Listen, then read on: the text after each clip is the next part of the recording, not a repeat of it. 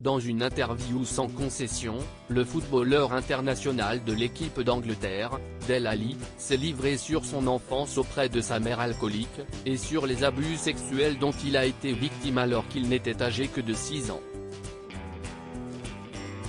Depuis le lancement du hashtag #MeToo avec l'affaire Weinstein, la parole concernant les violences sexuelles et les viols s'est libérée, permettant à de nombreuses victimes de raconter leur histoire et d'obtenir peut-être un jour réparation grâce à la justice. Dernièrement, c'est l'acteur Gérard Depardieu qui était visé, lui dont le comportement est dénoncé par pas moins de 14 femmes qui accusent l'acteur français de violences sexuelles, et dont les témoignages sur les agissements de ce dernier sont de plus en plus glaçants. Une jeune femme s'est récemment exprimée sur ce que lui a fait subir le comédien sur le tournage d'un téléfilm. En mars 2023, c'est l'acteur Jacques Weber qui s'est confié sur les abus qu'il a subis dans son ouvrage On ne dit jamais assez aux gens qu'on les aime, alors qu'il n'était qu'un enfant. Un témoignage terrible, qui n'est malheureusement pas inédit. De nombreuses autres personnalités se sont exprimées sur les violences sexuelles qu'elles ont subies enfant.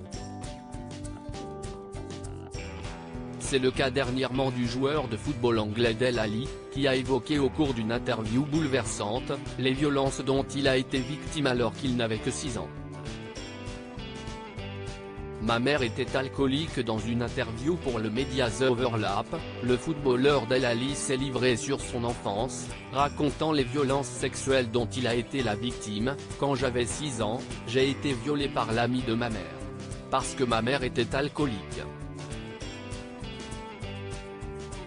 Une épreuve terrible qui a plongé le sportif dans un état de détresse psychologique avant de se lancer dans des activités illégales.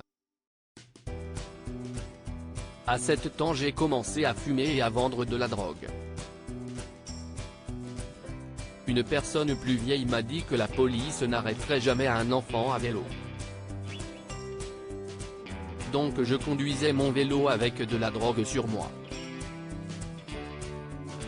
Une descente aux enfers qui s'est stoppée après son adoption à l'âge de 12 ans par une famille qui l'a sorti de l'enfer des abus et de la drogue. Une famille que remercie Dele Alli et à qui il rend hommage en déclarant ému « Si Dieu a mis des gens bons sur cette terre, c'est eux. Ils ont été incroyables et m'ont tellement aidé.